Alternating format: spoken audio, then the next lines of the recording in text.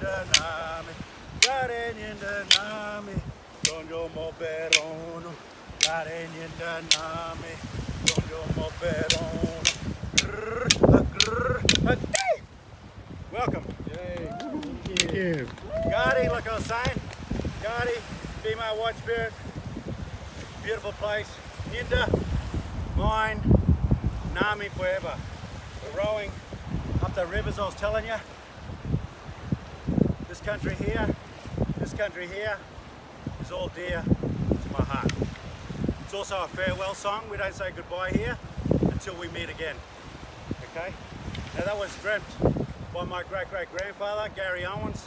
His language name was Wartnabi. He was born on Gari as a full blood, and two other Aboriginals that was with him, not with the song, but he was one of the black tractors who tracked down Ned Kelly. So Gary Owens, you can Google that too. So his name is, and Gary Owens, and the other one's named Jack Noble, but his language name was Wanamata, and the other fellow was Garbunya, Willie Mackenzie. They tracked down Ned Kelly in 4 days.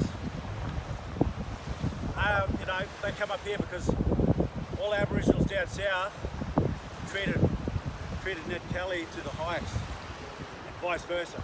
They looked after him, he looked after them, like Robin Hood. Yeah. But to our people up here, we found him in 4 days. He called us the Black Devils of the North. We didn't know anything. They didn't know anything about him. So part of the agreement with the Victorian government is that if you said to my great-great-grandfather, said, if you find Ned Kelly for us, we'll give you some land back on the island with your family. But to this day, he's in an unmarked grave in Cherbourg at the back of Mergen Way, on a mission there called Baramba. And what he did, because he found out who he really was, he gave off that gunshot warning before they went in. He didn't realise who he was, yeah. So you can Google all that. Have a look, yeah. Anyway, that's that bit of a song line there for you, song for you. But I'm going to talk about that little island I was talking about out there. It's called Pelican Banks, but in my language you call it Boalam Naya. Now there's another one like that way down the bottom end of Gari, near Inskip Point, also known as Pelican Banks. Boalam Naya. Boalam, Pelican, Naya Sand. So when Yidinji created all them animals and people, one in particular he created was a pelican. Now when he made this pelican, he made him a big bird, but yet short, fat, stumpy little legs with duck feet, and a big dilly bag under his beak. See, all the other birds were already created. Now they were looking at this pelican and started giggling and laughing at him, but didn't want to say anything until Yidinji took off in the sky. So when he took off in the sky, they all come out and started teasing him, running him down, saying, look at this little fat boy, he can't even walk properly, can't even sing. You know, he's wobbling around like a duck. And what's that big thing hanging under his beak? So old Boalam, he felt really sad. He pulled out his 2.5, 3 metre wingspan and he took off. He took off into Cotterwinga Straits to that island there I was telling you about, where he met his family and friends.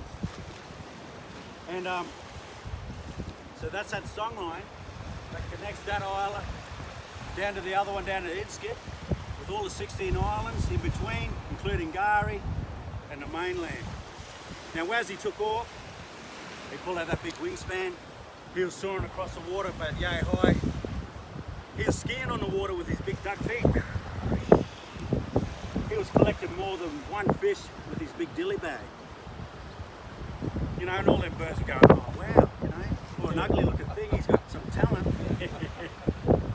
So the moral of the story is never judge a book by its cover. You know, you always have respect for each and every one of you. Everyone's got their strengths and weaknesses. So this story was targeted to children, for generation after generation, to teach them that. To never look at another person different, child, and laugh at them. Because we're all one here. Like I said, Yidinji, the rainbow serpent, man of many colours, created for all.